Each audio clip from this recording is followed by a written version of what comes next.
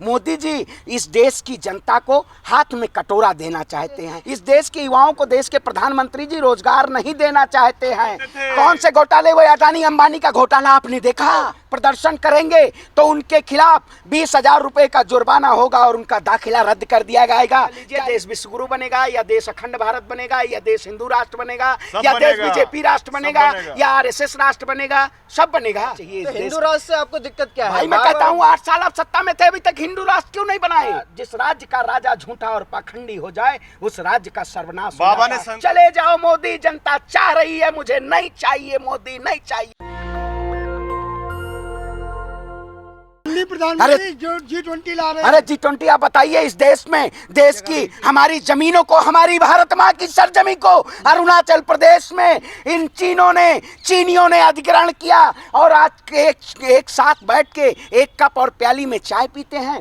ऐसे प्रधानमंत्री की जब कल विदेश मंत्री आते हैं तो उनसे नहीं मांगा जाता कि हमारी वापस करिए जमीन। उनके साथ मोदी जी चाय की चुस्की लेके और कप की प्याली लड़ाते हैं। जो कहते थे मैं देश नहीं बिकने दूंगा, भारत। विदेशी नेता भी आके मोदी जी की तारीफ कर रहे हैं। अरे भैया अपने मुंह में मिट्टू बनना, आप भी बन जाइए कि मैं सबसे बेहतर पत्रकार हूं, मेरे जैसा कोई कपड़ा नहीं पहना हुआ। आप दिल्ली की सड़कों पे चले जाइएगा, मोदी जी की जो ब्रांडिंग लगी है ना, उसमें हर फोटो में एक नई जैकेट है उनकी, नेहरू कट की। आपने देखा है? मोदी जी इस देश की जनता को हाथ में कटोरा देना चाहते हैं। पीतल की नगरी कटोरा बना रही है। आप जैसे पत्रकारों के भी हाथ में कटोरा थमेगा पीतल का। आप जाइएगा, कहाँ जाइएगा? जाइए जहाँ जहाँ भीख मांगना है मांगे, क्योंकि इस देश के युवाओं को रोजगार नहीं देना चाहते। इस देश के युवाओं को देश के प्रधानमंत्री जी रोजगार नहीं देना चाहते हैं।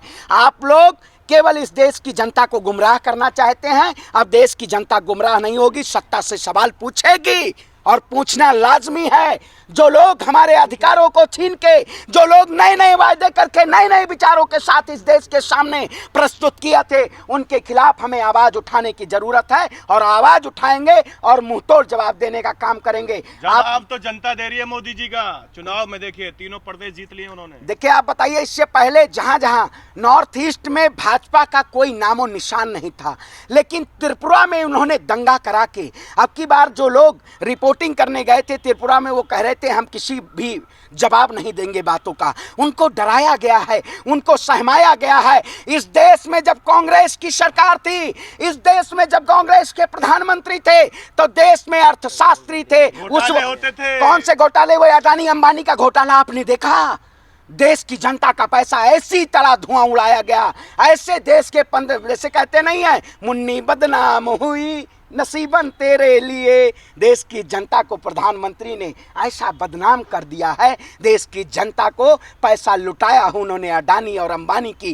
घोटाला, घोटाला। अब बताइए, अडानी अंबानी घोटाला के पीछे काहे नहीं सीबीआई जांच लगाते हैं?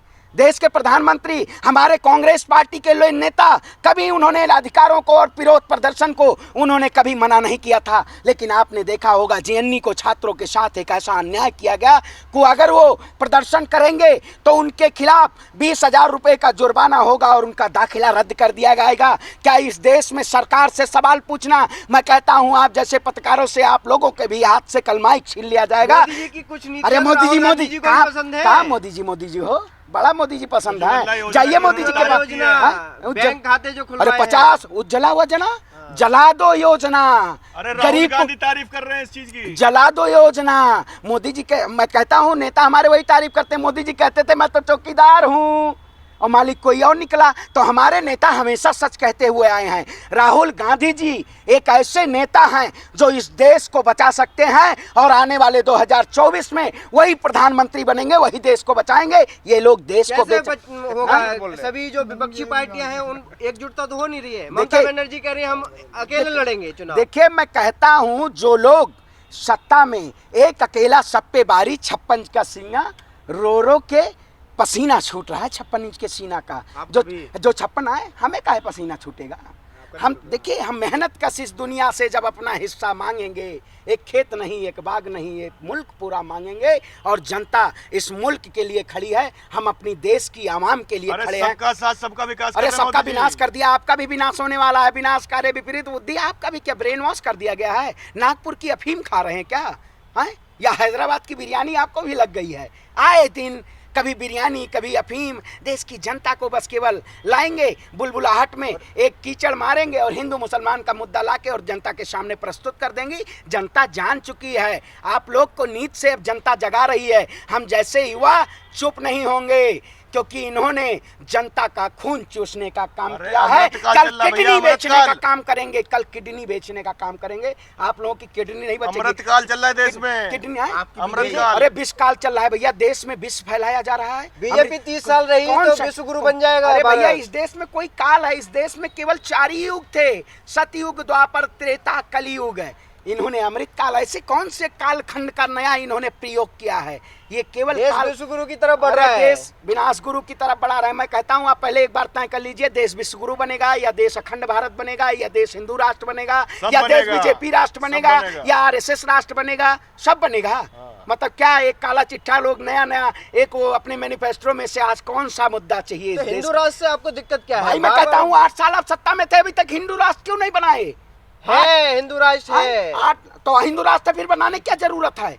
अगर भारत हिंदू राष्ट्र तो बनाने क्या जरूरत है? पत्रकार महोदय, आप देखिए, अखंड भारत बनेगा। अखंड भारत, बाबा जी सुन ले, अखंड भारत पर्चा निकाल लेंगे आपका। सुनिए बाबा जी, आपके नाम का पर्चा निकलेगा। एक बाबा रामदेव थे, बाबा रामदेव कहें या बाबा कामदेव, क्या मुझे नाम नहीं याद है, वो 2012 में भी बहुत बड़ी ढपली बजाए थे कि इस देश का हिंदू खतरे में है। अब उनकी दुकान बंद हो गई, ताला लगा दिया गया है। अब बागेश्वर जैसे ढाबा का ताला खोल दिया गया है। भस्म कर देंगे बाबा। संत का काम है, भस्म कर देंगे। संत का काम है, संत का काम है निराकार करना। संत का काम है सत्ता में नहीं बैठना। और जिस राज्य का राजा झूठा और पाखंडी हो जाए, उस राज्य का सर्वनाश हो बाबा जाता ने है। संकल्प लिया है, संकल्प कौन सा संकल्प लिया है कि इस देश को बेच देंगे, बनाने का, इस देश को मिटा देंगे? अखंड भारत। देखिए अखंड भारत कोई ऐसी परिकल्पना आएगा, बताइए जनता के सामने, आप ऐसा कोई प्लान दिखाइए। आपने तो कहा था महंगाई कम कर देंगे, आपने तो कहा था बेरोजगारी कम कर देंगे, आपने कहा था किसानों की आय दोगुनी कर देंगे,